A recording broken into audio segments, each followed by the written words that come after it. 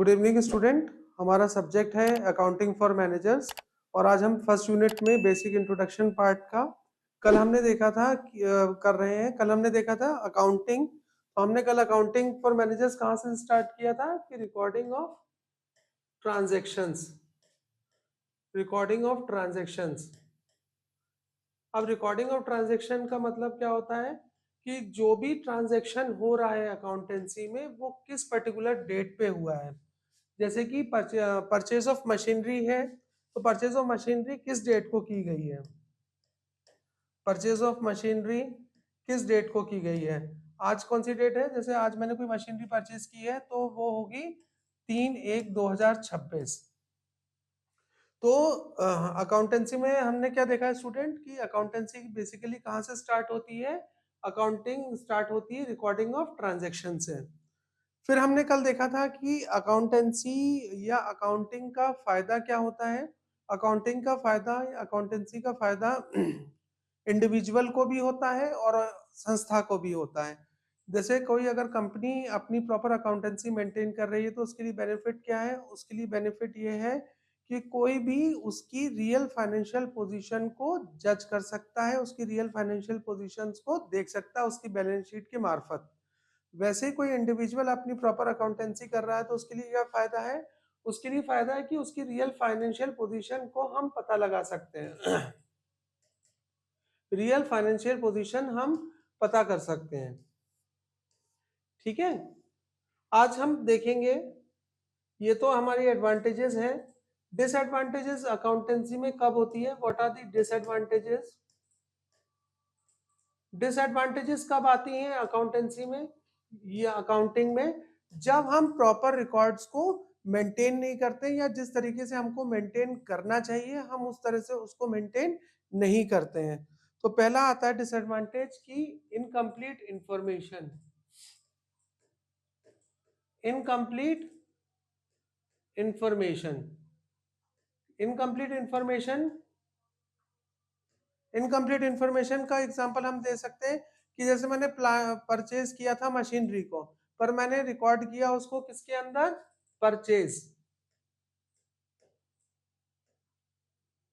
तो ये जो परचेज है ये किस खाते में चला जाएगा, ये परचेज चला जाएगा परचेजेस में चला जाएगा, ये स्टॉक में चली जाएगी इसकी एंट्री। तो अगर इसकी डिसएडवांटेज क्या है कि डिसएडवांटेज अगर किसी भी इंफॉर्मेशन को सही ढंग से रिकॉर्ड नहीं किया गया है तो हमारी पूरी फाइनेंशियल पोजीशन जो है वो डिसरप्ट हो सकती है। showing valuable asset showing valuable assets showing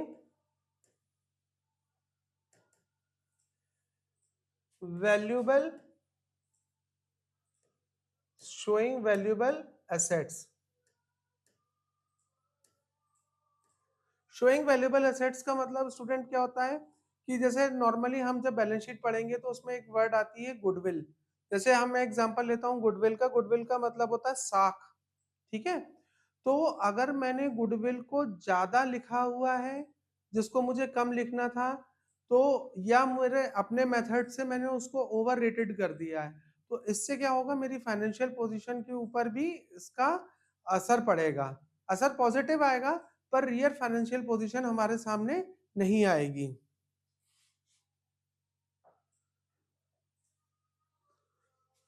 third point आता है इन इफेक्टिवनेस।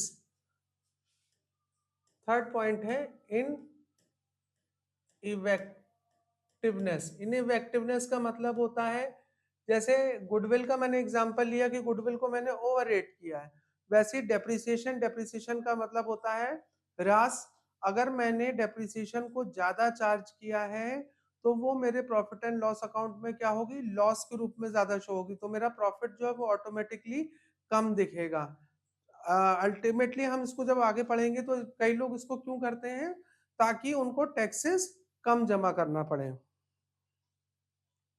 फिर चौथी एडवांटेजेस, चौथा आता है मैनिपुलेशन।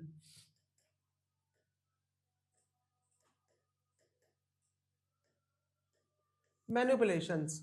मैनिपुलेशंस का मतलब क्या होता है कि अकाउंटेंसी में या अकाउंट्स में बहुत सारे लोग जो है वो क्या करते हैं अपने अकाउंट्स को गलत तरीके से मैनिपुलेट करते हैं। मैनिपुलेट करने के कारण, जैसे मैंने एक चीज बताई कि मुझे अगर कम टैक्स पे करना है तो मैं अपने खर्चों को ज्यादा ओवर रेटेड करूंगा, ठीक है। ओवर रेटेड करने के कारण क्या होगा, अल्टीमेटली मेरा प्रॉफिट दबेगा और मेरा प्रॉफिट एंड लॉस अकाउंट में क्या होगा, लॉस ज्यादा दिखेगा, तो मैनिपुलेशन है, ठीक है। आज हम कर रहेंगे कि कॉमनली कौन कौन से वर्ड्स यूज होते हैं अकाउंटिंग में, ठीक है। तो पहला वर्ड आता है हमारा असेट्स।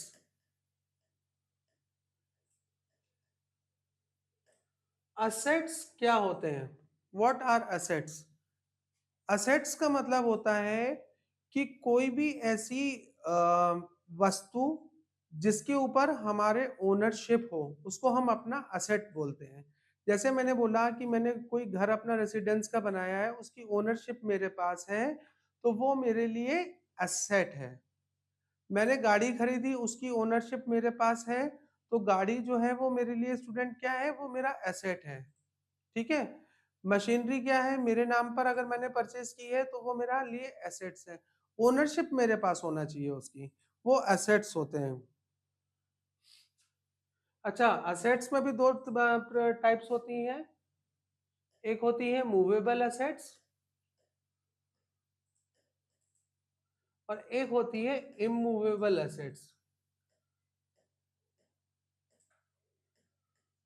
जो जैसे जिसको हम कहते हैं कि फिक्स्ड एसेट और मूविंग एसेट्स। नहीं, हाँ, मूवेबल, सॉरी, मूवेबल और इमूवेबल से समझो आप कि जैसे मैंने बोला कि क्या, जैसे मैंने बिल्डिंग बोली, तो बिल्डिंग को मैं मूव नहीं कर सकता हूँ, तो वो इमूवेबल एसेट होगा, ठीक है। मैं अपनी व्हीकल को मूव कर सकता हूँ, उसकी ओनरशिप मेरे पास है, तो वो मेरा वो क्या हो जाएगा, वो हो जाएगा मेरा मूवेबल एसेट। यहां तक किसी को समझ में आया?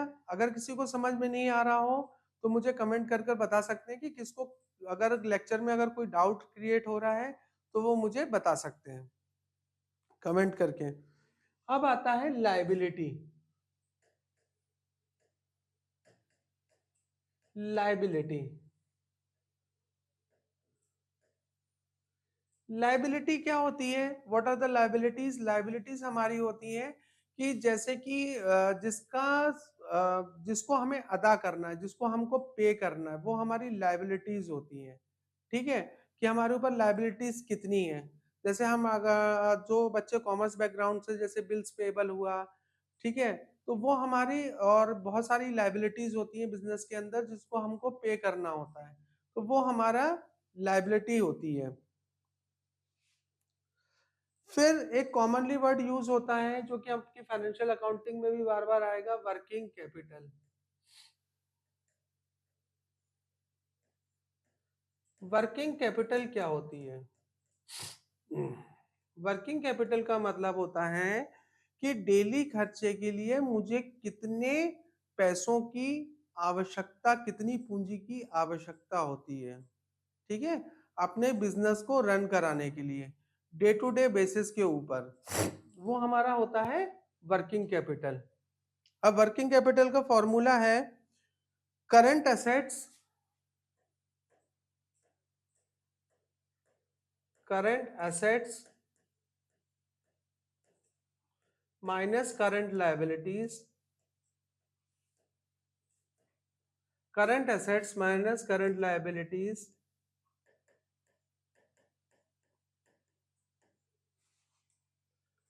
Current assets minus current liabilities is equal to working capital, ठीक है, is equal to working capital. तो जो हमारे करंट एसेट्स हैं, मेरे पास कितने एसेट्स करंट में हैं, उनका क्या वैल्यूएशन है, और मेरे ऊपर कितने लायबिलिटीज हैं, कितने मुझे बिल्स पे करने हैं, कितने मुझे एक्सपेंसेस पे करने हैं, कितनी मुझे सैलरीज पे करनी है, कितनी मुझे वेजेस पे करनी है, तो ये मेरे क्या होंगे, ये मेरे लायबिलिटीज होंगी। तो current assets minus current liabilities is equal to working capital. Sixth आता है, नेक्स्ट पॉइंट आता है, फोर्थ पॉइंट आता है ट्रांजैक्शन।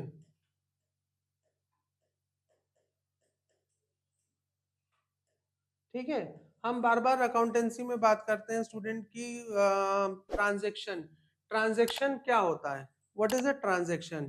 ठीक है, ट्रांजैक्शन का मतलब मैंने जैसे आपको एग्जांपल में समझाया था कि मैंने कोई मशीनरी परचेज की, ठीक है, तो वैसे तो मैं एंट्रीज आगे आपको बताऊंगा, machinery account debit to cash account होता है। वैसे ही मैंने आज बैंक में पैसा जमा किया, तो bank account debit to cash account. तो ट्रांजैक्शन का मतलब होता है कि कोई भी फाइनेंशियल टर्म्स में, फाइनेंशियल टर्म्स में जो कन्वर्ट किया जा सके, मैं उसको ट्रांजैक्शन की संज्ञा देता हूं। फिर आता है नेक्स्ट पॉइंट, आता है आपका गुड्स। ठीक है, जो आप जीएसटी में भी पढ़ते हैं कि गुड्स क्या होते हैं, कि गुड्स का मतलब होता है कि goods and service tax. Goods मतलब कि मैंने कितना मतलब गुड्स मतलब होता है स्टॉक या लॉजिस्टिक भी कह सकते हैं, जो हमारे पास होता है इन टर्म्स ऑफ, जिसको हम मनी की कैलकुलेशन में या रेवेन्यूज की टर्म्स में जिसको हम अर्न कर सकते हैं। एक और पॉइंट आता है क्रेडिटर्स।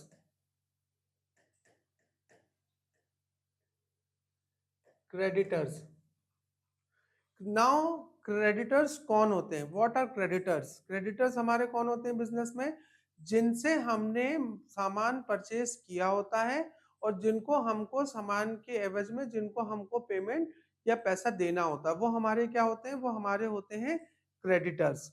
ठीक है, जिनसे हमने सामान परचेज किया है, मतलब मैं बिजनेस कर रहा हूं, मैंने बिजनेस से जैसे एक्स कंपनी से कोई प्रोडक्ट परचेज किया है, ठीक है, अपने बिजनेस के लिए, तो वो मेरा क्या होगा, वो मेरे लिए क्रेडिटर होगा।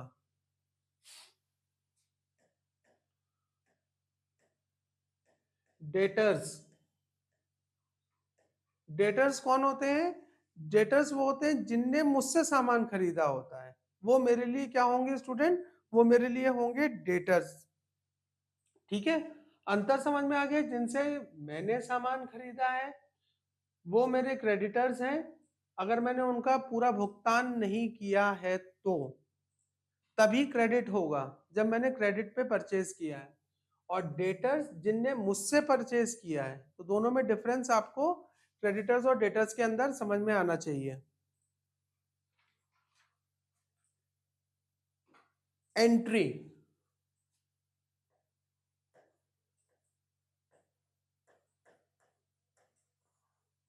एंट्री वर्ड किससे जुड़ा हुआ है, ट्रांजैक्शन से जुड़ा हुआ है। कोई भी ट्रांजैक्शन अगर हुआ है तो ट्रांजैक्शन होने के बाद उसकी कोई ना कोई एंट्री हुई होगी। ठीक है, जैसे मैंने आपको बोला कि मैंने मशीनरी परचेज की, तो machinery account debit to cash account. मैंने बैंक में पैसा जमा किया, तो bank account debit to cash account. तो ये एंट्री होती है। ठीक है, किसी भी ट्रांजैक्शन को रिकॉर्ड करने के तरीके को हम एंट्री बोलते हैं। तो एंट्री होती है बुक्स में, बही खातों में क्या की जाती है, एंट्री की जाती है।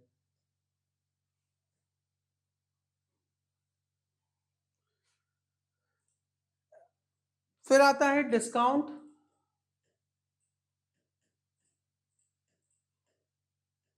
डिस्काउंट तो नॉर्मली सब स्टूडेंट्स को पता ही होगा कि डिस्काउंट हम किसको बोलते हैं। डिस्काउंट हम बोलते हैं कि जो हम जैसे मैंने कोई सामान खरीदा, किसी ने मुझसे सामान खरीदा, तो मैंने उसको उसने मुझे कैश में पेमेंट किया, तो मैंने उसको कैश डिस्काउंट दिया। ठीक है, कितना परसेंटेज दिया वो पहले डिसाइड हो जाता है। तो डिस्काउंट का मतलब होता है छूट देना, कि मेरे से अगर किसी ने 1000 रुपए की परचेज की तो मैं उसको 10% डिस्काउंट दे रहा हूँ, या उसने 2000 की मुझसे परचेज, तो मैं उसको 15% की छूट दे रहा हूँ। फिर एक वर्ड आता है टर्नओवर, बहुत कॉमनली यूज है। What is turnover? टर्नओवर का मतलब क्या होता है स्टूडेंट? टर्नओवर का मतलब होता है कि मेरी टोटल सेल्स कितनी है बिजनेस की, in terms of cash and credit. उधारी में मैंने कितना सामान बेचा और कितना मैंने सामान अपना कैश में बेचा, तो वो किस में आएगा, मेरे टर्नओवर में आएगा। तो आप नॉर्मली न्यूज़पेपर मैगजीन्स में भी पढ़ते हो या बिजनेसमैन के इंटरव्यू में भी देखते हो कि वो बोलते हैं कि हमारे बिजनेस का टर्नओवर 100 करोड़ का है या 200 करोड़ का है। तो मतलब उन्होंने कितनी सेल्स कैश में और क्रेडिट में की है। नेक्स्ट आता है इंसॉल्वेंट।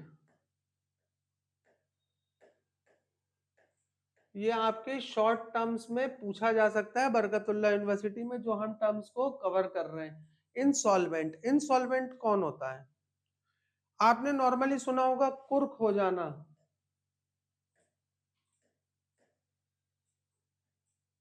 है ना। जब माली हालत गिर जाती है बिजनेस की, तो हम उसको क्या बोलते हैं कि सामने वाला क्या हो गया है, वो इंसॉल्वेंट हो गया है, वो कुर्क हो गया है। ठीक है, दिवालिया घोषित हो गया। दिवालिया घोषित कब होता है व्यक्ति? जब मैं अपने क्रेडिटर्स को पे नहीं कर पाता हूं।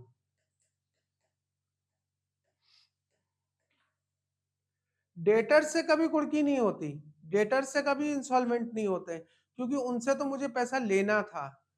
पैसा लेना है, इससे इंसॉल्वेंसी नहीं निकलेगी। मुझे किसी को पैसा देना है और मैं उसको पैसा नहीं दे पा रहा हूं, तो मैं क्या हो जाऊंगा, इंसॉल्वेंट हो जाऊंगा। दोनों में डिफरेंस है। अकाउंट,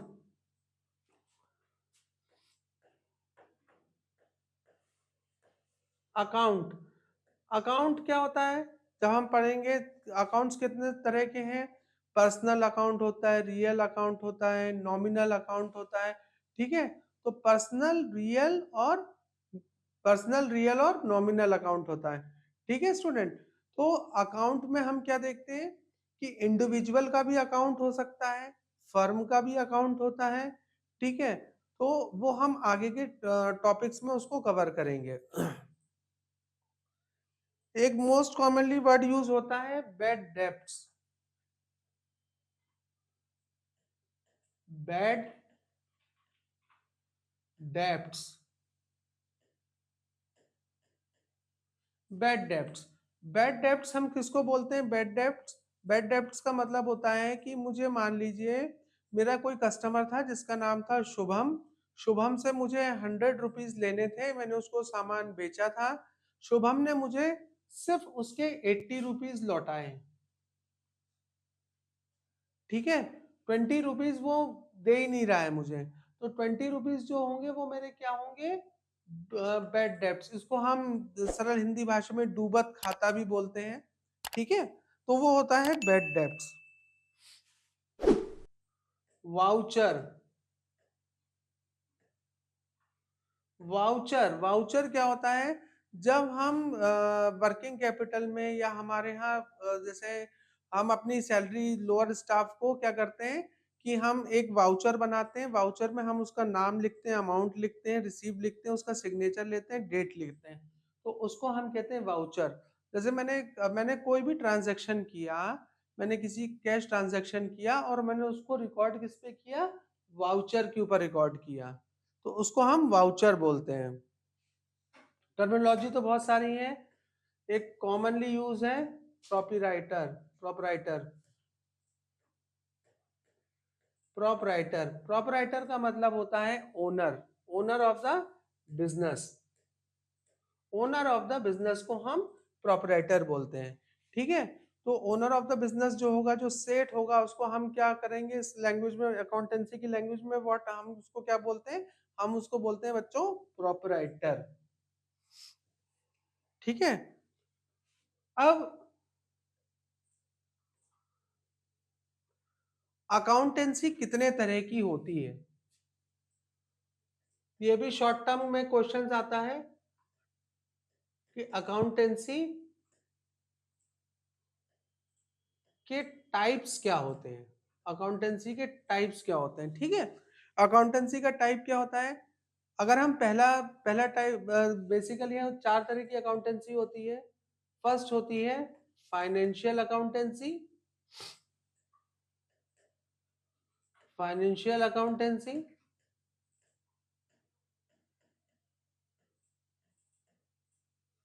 दूसरी होती है कॉस्ट अकाउंटेंसी,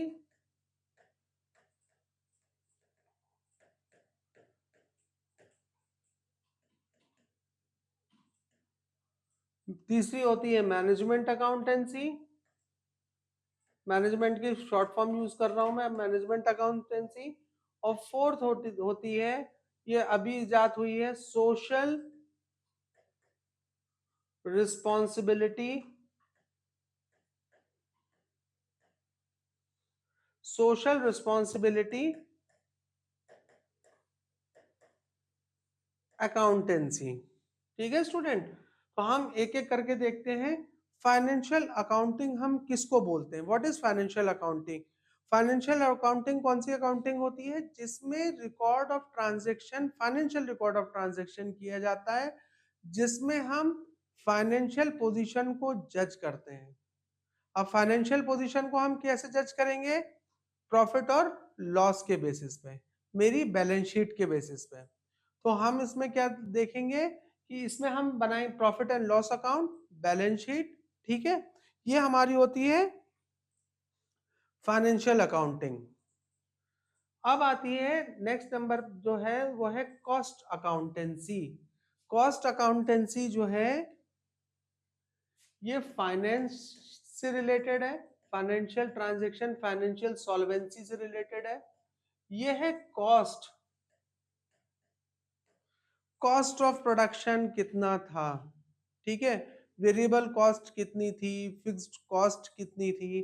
तो जब हम कॉस्ट अकाउंटेंसी कहाँ पे मेंटेन होती है? आपके प्रोडक्शन डिपार्टमेंट में जब आप करते हो, पूरा का पूरा डिपार्टमेंट अलग होता है, पूरी उसकी अकाउंटेंसी अलग होती है।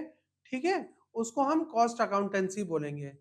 यहाँ ध्यान रखने वाली बात यह है कि ये डिपेंड करेगी, अगर मेरी मैन्युफैक्चरिंग यूनिट नहीं है तो मैं कॉस्ट अकाउंटेंसी नहीं करूंगा। मैं नॉर्मल मेरी फर्म है तो मैं क्या करूंगा? फाइनेंशियल अकाउंटेंसी करूंगा। मैनेजमेंट अकाउंटेंसी या provide required database to managers to plan and control the activities of business enterprises, information to the management not only about the new profits, investments, etc. Management accounting, management accounting कब करते हैं? जब हम देखते हैं कि हमने इन्वेस्टमेंट जो की, हमने इन्वेस्टमेंट कहाँ पर किया, उससे हमें कितना रेवेन्यू आ रहा है, उसमें हमारी कॉस्ट कितनी लगी है। तो वो अकाउंटेंसी जो होती है, उस अकाउंटेंसी को हम कहते हैं management accountancy. Social responsibility accountancy, बहुत लोगों ने नाम सुना होगा, जनरल नॉलेज के लिए मैं आपको बता दूं, CSR। CSR क्या होता है स्टूडेंट? CSR का मतलब होता है कॉर्पोरेट सोशल रिस्पॉन्सिबिलिटी। इसका मतलब ये होता है कि कोई भी बिजनेसमैन अगर वो बिजनेस कर रहा है तो वो अपनी सोसाइटी को दे क्या रहा है ना? वो अपनी सोसाइटी को क्या दे रहा है? तो गवर्नमेंट की रूल्स एंड रेगुलेशंस के हिसाब से मिनिमम 10% उसको सोशल रिस्पॉन्सिबिलिटी के रूप में कंट्रीब्यूट करना होता है। ठीक है, सोशल रिस्पॉन्सिबिलिटी आप अकाउंटेंसी नहीं पूछा जाएगा, मैनेजमेंट अकाउंटेंसी आपसे नहीं पूछा जाएगा, कॉस्ट अकाउंटेंसी नहीं है आपको। आपको एमबीए में क्या पढ़ना है? आपको एमबीए में जो पढ़ना है, जो काम की चीज है, वो है आपके लिए फाइनेंशियल अकाउंटेंसी। पर ये 4 टाइप है, ये चारों टाइप आपको बच्चों पता होना चाहिए। ठीक है, पूछा आपसे किसके बारे में जाएगा? पेपर किसका होगा आपका? फाइनेंशियल अकाउंटेंसी के पार्ट हम इसमें कवर करेंगे अकाउंटिंग फॉर मैनेजर्स के अंदर।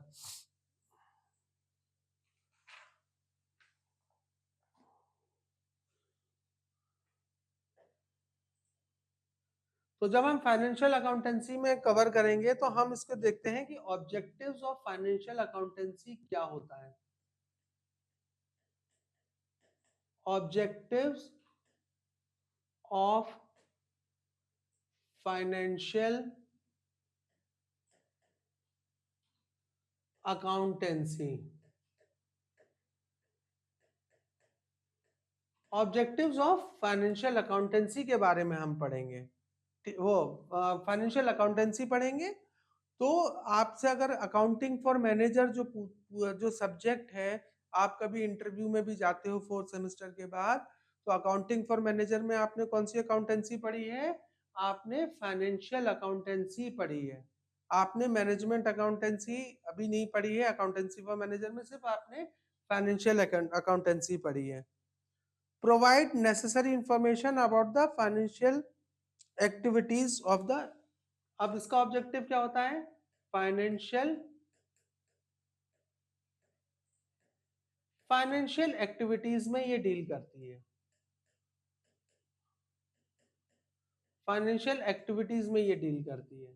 ठीक है, जैसे जो भी ट्रांजैक्शंस रिकॉर्ड होंगे, जो भी जर्नल बनेगा, लेजर बनेगा, ट्रायल बैलेंस बनेगा, तो वो क्या होगा, फाइनेंशियल एक्टिविटीज को रिकॉर्ड करती है। Provide necessary information about the efficiency of efficiency business की एफिशिएंसी कितनी है, उसको हम कैसे पता चला, वो कैसे पता चलती है हमको, वो हमको पता चलती है फाइनेंशियल अकाउंटेंसी के द्वारा। ठीक है, जैसे हमारे पास रेशियो एनालिसिस है, कैश फ्लो हम बनाना सीखेंगे इसमें, ट्रायल बैलेंस है, बैलेंस शीट है, प्रॉफिट एंड लॉस अकाउंट है, तो ये हमारी एफिशिएंसी को बताता है।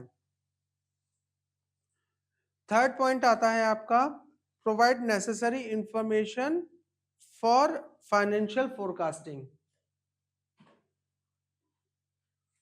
Financial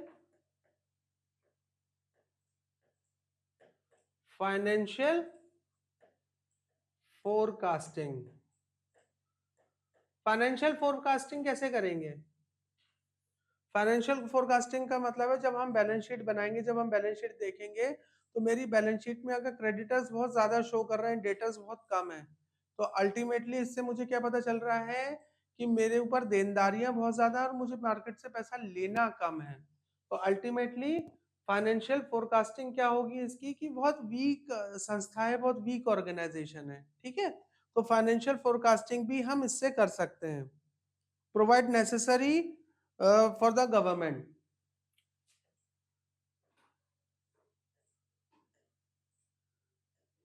for government use.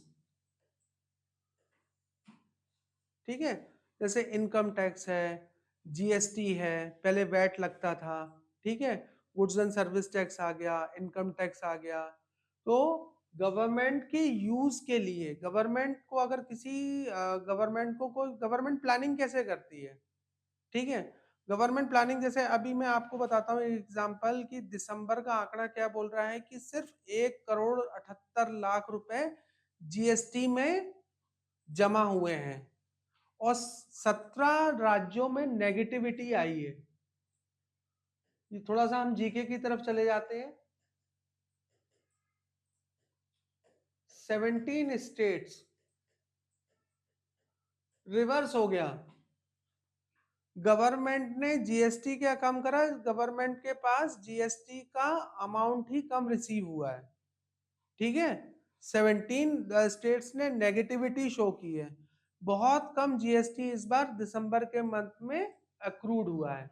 तो गवर्नमेंट क्या करती है, गवर्नमेंट को कैसे पता चलेगा भाई, गवर्नमेंट को कैसे पता चला, ये आंकड़ा जो मैं आपके सामने बोल रहा हूँ, 1,78,00,000, तो गवर्नमेंट ने खाता कहाँ से किया, उन्होंने जब अकाउंटेंसी की होगी उस हिसाब से उन्होंने टैक्स जमा किया होगा, जब टैक्स जमा किया होगा तो गवर्नमेंट ने उस आंकड़े को पब्लिश किया है। ठीक है, for government use. Devices remedial measures for deviation between the actual and budgeted performance. ठीक है, एक्चुअल एंड बजटेड,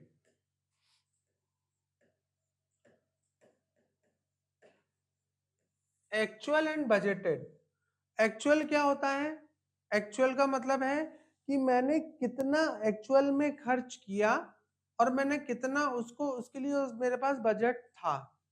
ठीक है, तो फाइनेंशियल ऑब्जेक्ट, फाइनेंशियल अकाउंटेंसी का ऑब्जेक्ट क्या है, फाइनेंशियल ऑब्जेक्टिव उसने क्या पूरा किया कि उसने डिफरेंस मेरे सामने लाया कि एक्चुअल और बजट में डिफरेंस कितना है, वो तभी पता चलेगा कि जब मैं फाइनेंशियल अकाउंटिंग को प्रिपेयर करूंगा। ठीक है, essential principles of features of accounting principles कौन कौन से होते हैं, ये तो नया टॉपिक उसमें कर लेंगे, अभी इसमें ही करते हैं हम। ठीक है, तो अगर हम देखते हैं कि फीचर्स ऑफ फाइनेंशियल अकाउंटिंग का मतलब क्या होता है कि recording of only financial transaction, financial position को हमें अगर पता करना है तो फाइनेंशियल पोजीशन हमारी किससे पता चलेगी, हम फाइनेंशियल अकाउंटेंसी से करेंगे। जो आप अकाउंटेंसी पढ़ रहे हो वो फाइनेंशियल अकाउंटेंसी ही पढ़ रहे हो। Financial refers to historical form of accounting.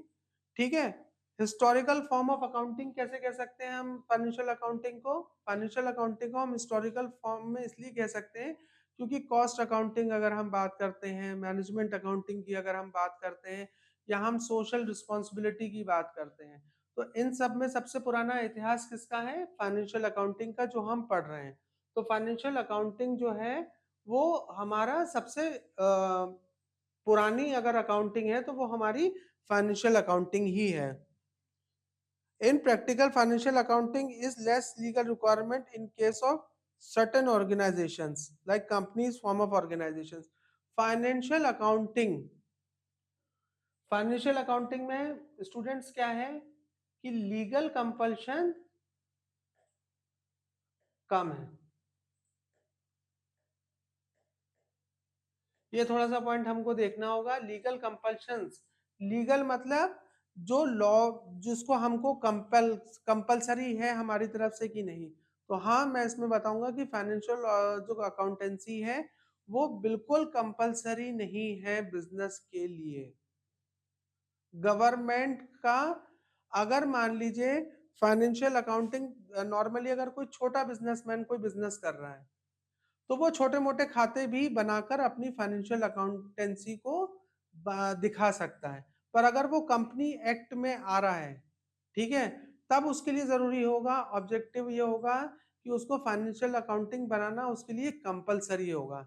पर नॉर्मली बिजनेसमैन जो होते हैं वो फाइनेंशियल अकाउंटिंग, छोटे बिजनेसमैन, बिल्कुल छोटे बिजनेसमैन की बात कर रहा हूँ, तो वो फाइनेंशियल अकाउंटिंग नहीं करते हैं। ठीक है, बट फाइनेंशियल अकाउंटिंग नहीं करना या फाइनेंशियल अकाउंटेंसी नहीं मेंटेन करना ये लॉस है। लॉस कैसे है, लॉस इन टर्म्स ऑफ कि जब हमको, अगर मान लीजिए मेरे बिजनेस को किसी पैसे की आवश्यकता है, ठीक है, और मैंने अपनी बैलेंस शीट ही प्रिपेयर नहीं की है, तो बैंक मुझे लोन देगा ही नहीं। ठीक है, फ्री है, लीगल कंपल्शन नहीं है, बट ये इंटर डिसिप्लिन्ड है। मतलब अगर मैं इसको चाहता हूं कि मैं अपनी बिजनेस की फाइनेंशियल पोजीशन को जज करूं तो मुझे फाइनेंशियल अकाउंटिंग जरूर करना चाहिए। ठीक है, तो आज हम इसको सम अप करते हैं। आज हमने क्या करा, आज हमने कुछ एक टर्म्स और टर्मिनोलॉजी को देखा।